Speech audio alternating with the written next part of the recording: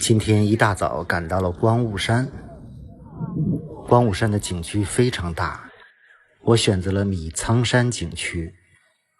景区交通车第一站天然画廊。昨天这里下了一天的雨，很多的红叶都掉了，所以想来光雾山的一定要这周之内到达，估计下周叶子都没了。天然画廊这个景点并不大，沿着栈道一直走，从入口到出口大概半个小时就可以逛完。这个画廊景区两边的树真的很漂亮。今天不是周末，但是游客还是不少，因为就只有这一周的时间是景色最好的，再晚估计红叶就没了。现在有点雾气蒙蒙的，犹如仙境的感觉。接下来坐景区交通车去黑熊沟景区。我这次只安排了一天时间游览光雾山，来了就觉得有点后悔，因为这个景区太大了，一天根本逛不完。这就是黑熊沟景区，有一条溪流，据说以前这里经常有黑熊出没，当然现在都已经绝迹了。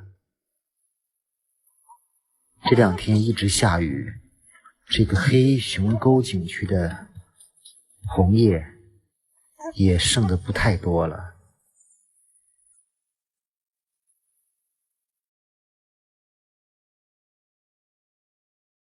这条栈道大概要走将近2个小时，慢慢的。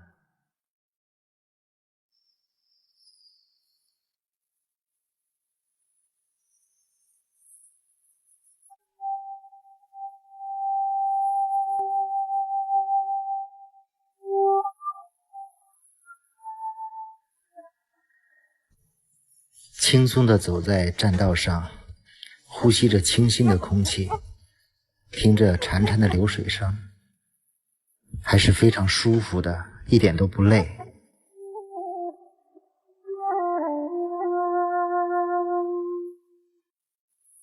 唯一可惜的就是黑熊沟的树叶掉得太多了。当然现在毕竟只是10月底，还是有不少叶子的。如果仅拿这个黑熊沟的红叶景区来比较的话，在全国范围内并不是非常突出的，起码本溪的那个公园比这个要美。但光雾山面积太大了，它不仅仅只有这个黑熊沟。光雾山被称为国内红叶第一山，一定是有它的道理。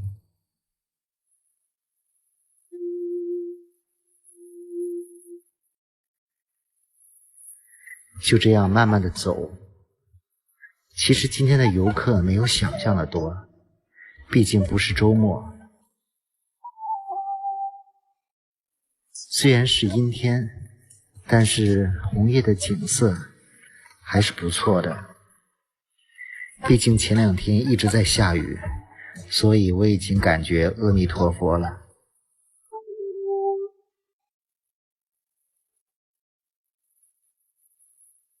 感觉这里并不只是红叶，应该称为彩林。据说有40多种不同颜色的树木，所以整个彩林的感觉还是非常好的。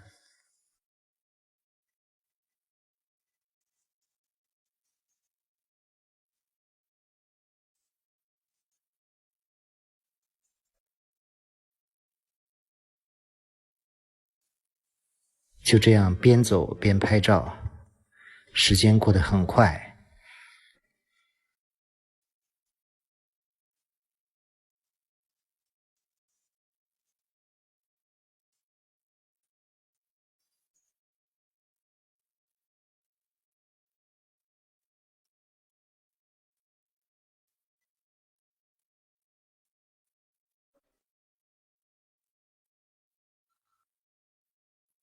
多么美的山水画面！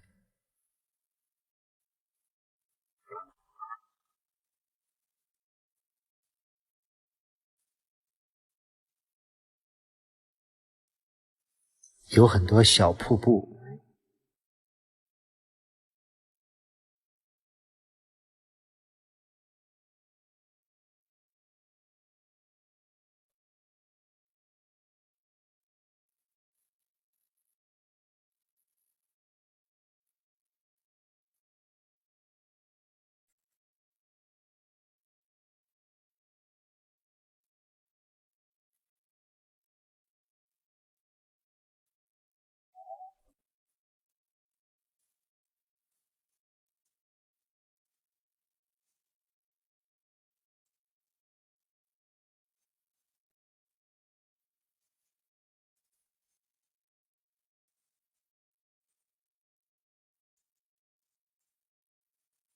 这里海拔大概也有2000米吧。早晨进来的时候还是挺冷的。我这次来光雾山做的功课不够，也没有搞懂光雾山和米仓山的关系。这个景区里还可以有住宿，所以实际上要把周边的景色都玩了，至少要2-3天的时间。走完了黑熊沟，接着去大小蓝沟，也是坐景区的交通车。这就是大小蓝沟。我今天就是这3个大景点，这是最后一个。进入这个大小蓝沟，感觉这里的彩林和红叶更加茂密，远远比之前的2个景点要多。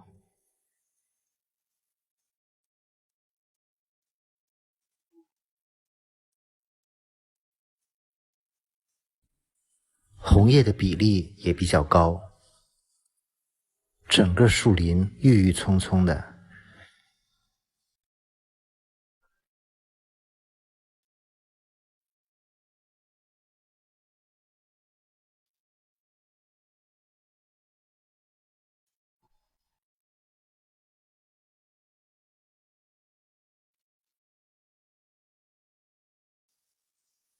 看，漫山遍野的彩林。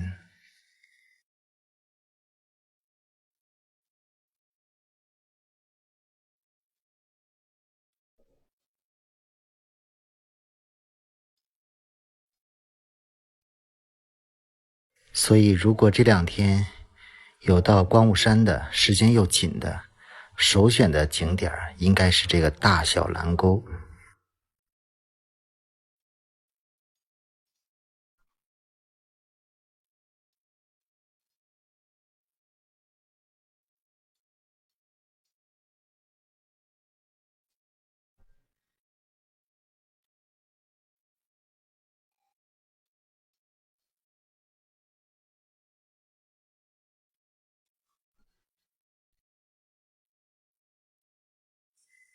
地上也铺满了红叶。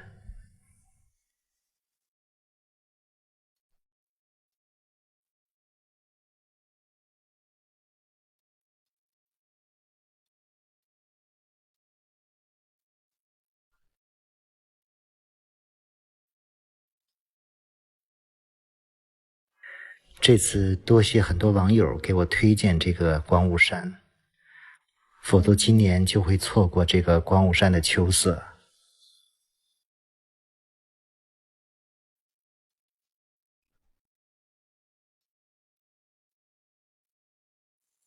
光雾山结束之后，我下一步的计划应该还是继续走川西。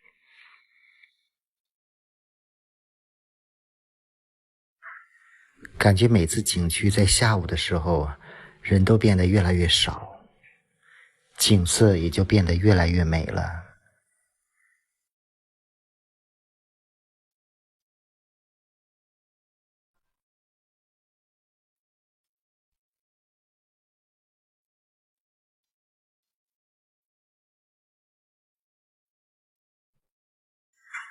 非常感谢每天有很多网友等着我第一时间发视频。虽然我们隔着手机和电脑，但是俨然我和你们已经成为了朋友。谢谢关注行走世界的北京老刘，每天不见不散。我和你本应该各自好各自坏。这里是辽宁本溪的关门山国家森林公园。在结束了广西巴马之旅后，我又飞到了辽宁沈阳，准备在辽宁的本溪开始一场赏枫之旅。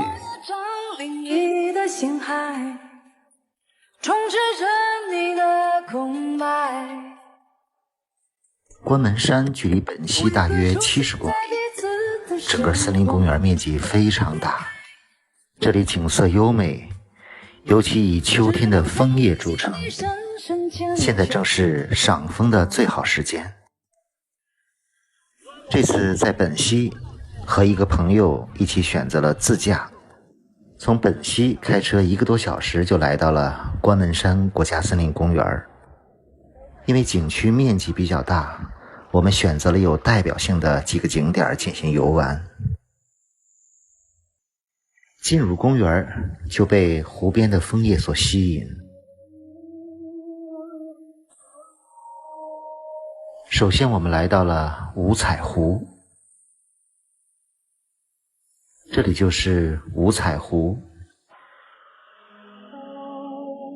我们选择了做竹排欣赏，只是因为水中出现了我的佛光。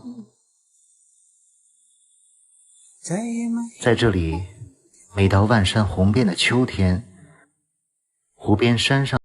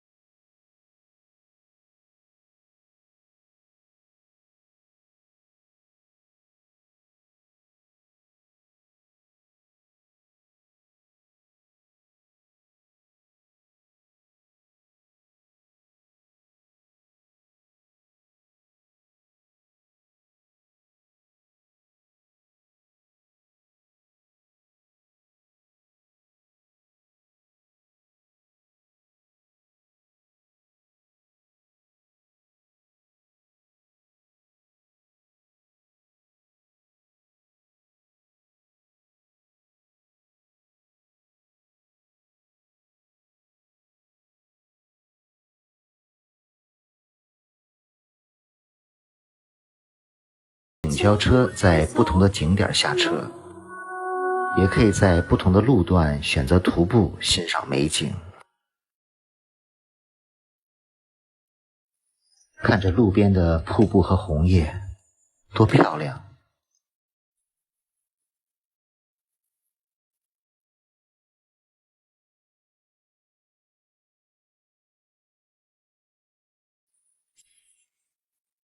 虽然现在已是本溪的深秋，但是中午在阳光下还是非常温暖的。我们坐车去这里最著名的枫王景点，枫树的枫。枫王景点位于景区的月台子景区，远远的就可以看到那棵火红的枫树下有很多游客。现在正是这棵枫王树开得最红的时间。这棵枫树似乎和别的枫树有点不同，特别的红，红得发光，红得鲜亮，红得如火，红得似血。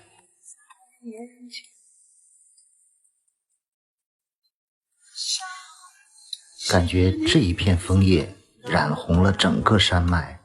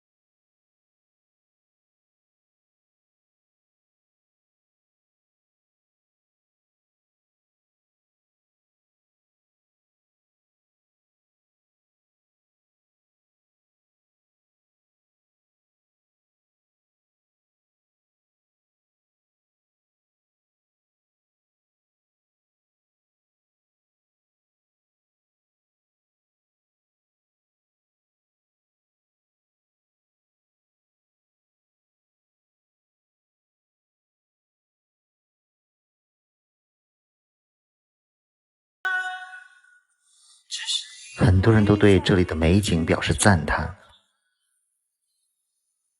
从蜂王所在的地方继续往前，行人就越来越少了。用这辆车作为道具拍照，车身上的倒影非常美。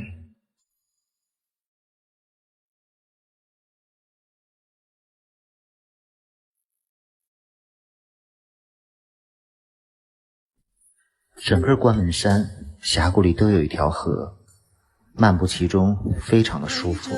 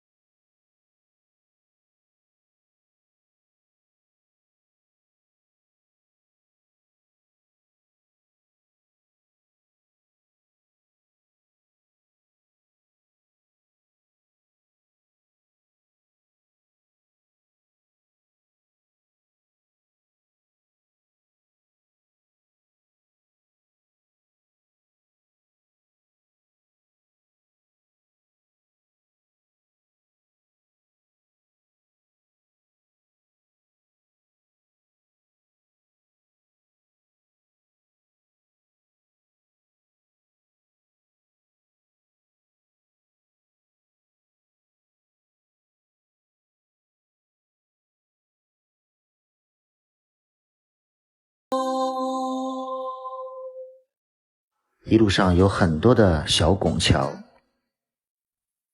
这里是龙门峡景区。整个森林公园内有4大景区，小景点有100多个。为了不至于太辛苦，我们留了一些景点，准备第2天上午来完成。我们就住在了景区门口的枫叶山庄。早晨6点多出来看这里的晨雾和日出。这个是景区门口的一座非常漂亮的湖，旁边有很多非常漂亮的山。关门山也被誉为辽宁的小黄山，景区里的4大景区之一，也叫小黄山。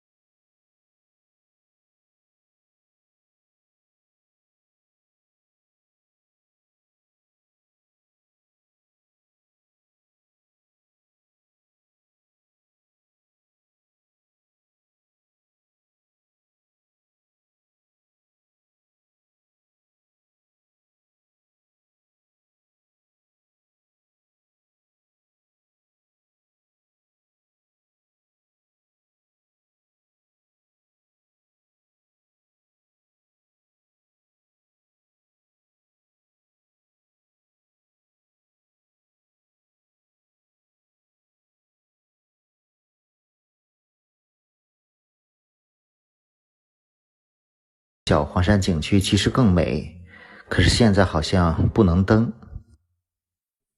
吃过早饭，准备去景区继续徒步。一早进入景区，最大的好处就是没有游客。又来到了五彩湖，准备从五彩湖一路往前走。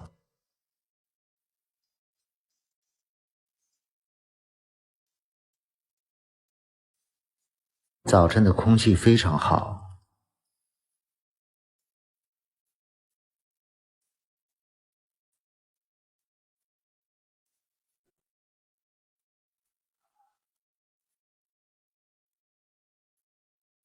这样的散步是非常享受的。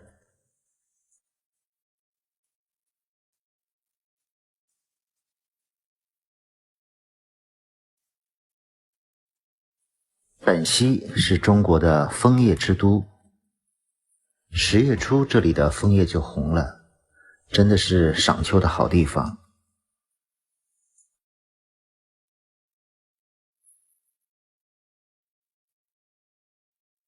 现在走到了龙门峡景区，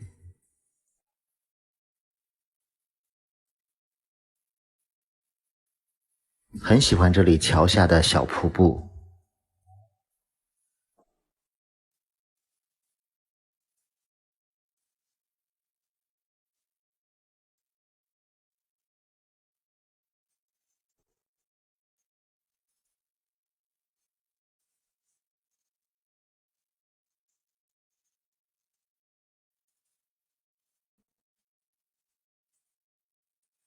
准备坐一段车到下一站。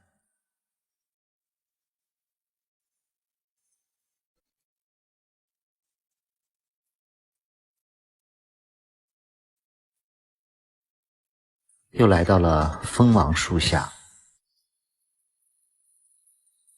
河对面火红的枫树就是蜂王。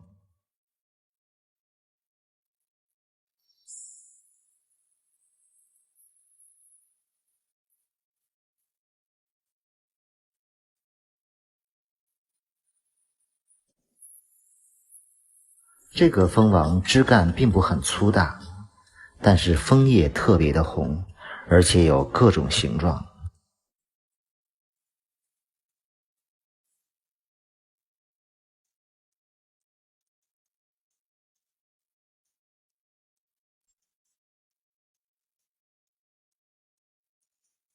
我个人感觉上午来关门峡光线更漂亮一些，下午到了3点半以后，峡谷里的光线就会暗下来。这是景区里的一条枫叶小路。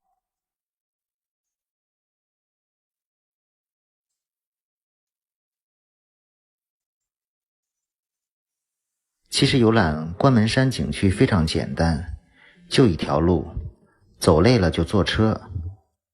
这里的景区车交通并不贵。这些金黄的树叶飘落的时候很美。很多人认为关门山是本溪最大最美的一个赏枫地。如果想来这里，要抓紧时间了。最后从空中欣赏一下这里的关门山森林公园。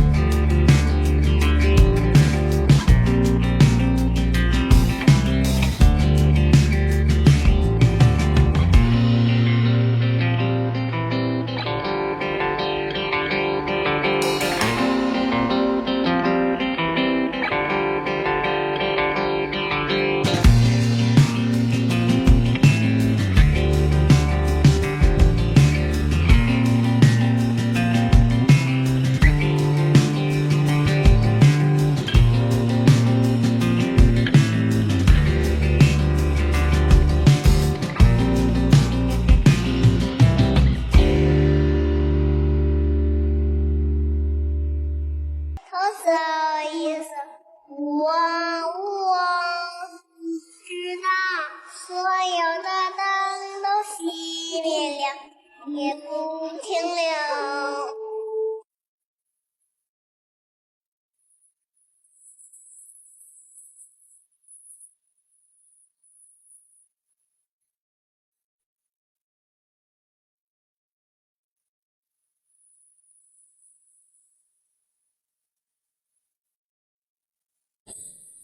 在成都的时候，我曾问网友，四川的秋天还有哪里比较漂亮？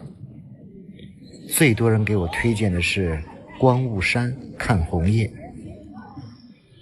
于是我在网上查了一下，确实观雾山的红叶比较漂亮，连中央电视台都做了直播。于是我决定先到观雾山看红叶。去观雾山，成都并没有直达的客运车，于是打算慢慢的过去，还可以看一看路上还有什么其他风景。看到有一个线路推荐九黄山，说那里的景色也不错，也有红叶观赏，于是我就先到了九黄山。现在这就是九黄山的缆车。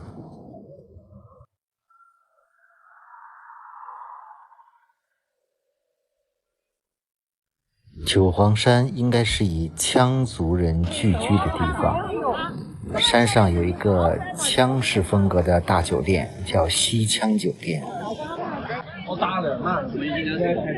打算在这里住一晚，顺便在九黄山玩一下。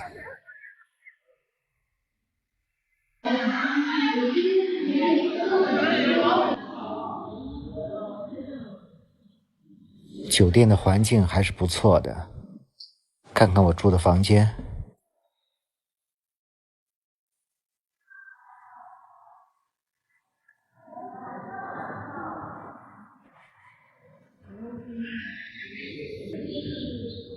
把行李放下后，就开始上山了。登上九黄山要坐2趟缆车，刚才是第1趟，这是第2趟。山上最高的海拔大概2000出头。山顶有一个云中农场，据说是个网红打卡地。去云中农场要走一段，再坐一段景区交通车。感觉这个九黄山的景区知名度应该不是很高，游客非常的少。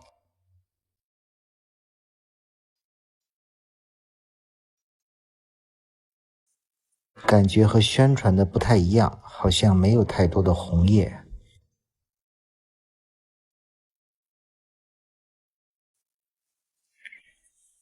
这是山上的最高点，有一个碉楼。感觉今天的天气非常不好，像是有雾霾，雾蒙蒙的。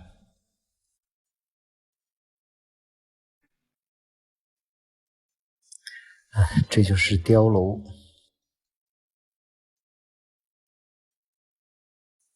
这个碉楼上去还挺陡的，这是个天梯，非常陡。可能是刚看了九寨黄龙的风景，到这里真的一点感觉都没有。感觉这是我从5月在国内旅行以来风景最差的一个景点了吧。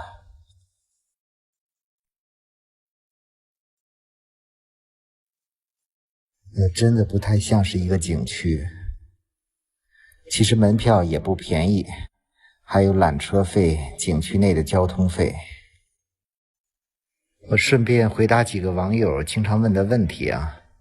第一个问我用什么拍照，我自己只有1部手机，所以都是用手机来拍摄的，用的是苹果，还有一个自拍杆，可以当3脚架用。另外新买了一个手持云台，走路拍照比较稳，但是很少用。这几个月有几个视频是用无人机拍的，但是都是搭伴的同伙帮着拍的。还有很多人问我是不是一个人旅行。在我这4年多环球旅行上，大部分是一个人在旅行，但是也有结伴。从今年5月份开始的国内旅行，也是一个人计划，但是路上经常搭班，因为好几次都是自驾的，一个人是非常不划算的。伙伴怎么找？很多方法。一个是身边很多喜欢旅游的朋友，第二个从网上找，最多的是在路上直接能找到搭伴的伙伴。还有问我这是什么时候的视频，我一般都是当天旅游后马上做一个发出来，所以都是现在的新视频。好了，这就是云中农场啊，看一看。据说这还是个网红打卡的地方。这应该是可以露营的，可以扎帐篷的地方。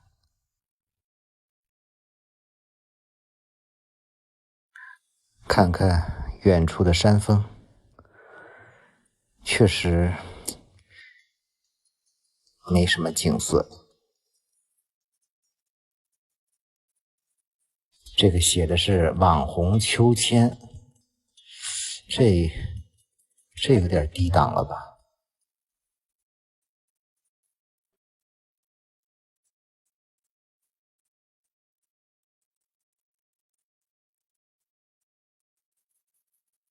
是山顶上搭的一些给喜欢拍照的人弄的网红拍照景点儿，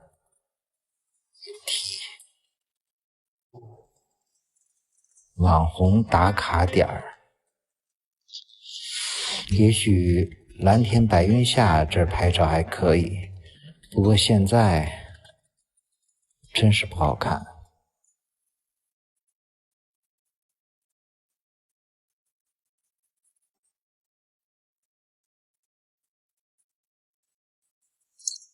九黄山云中农场，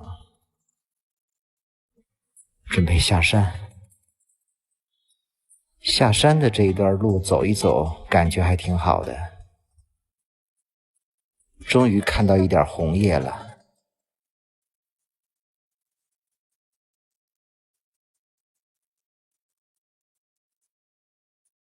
感觉这次九黄山来的时间点不太对，天气不好，红叶的面积也小。坐缆车下山。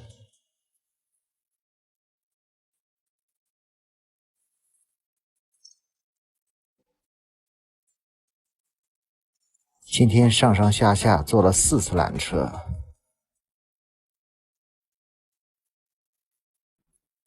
酒店门口的广场上，这是烤全羊。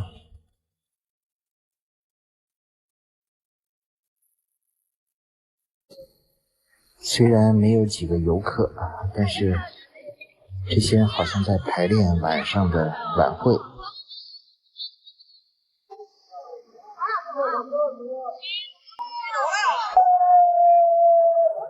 晚饭后有表演。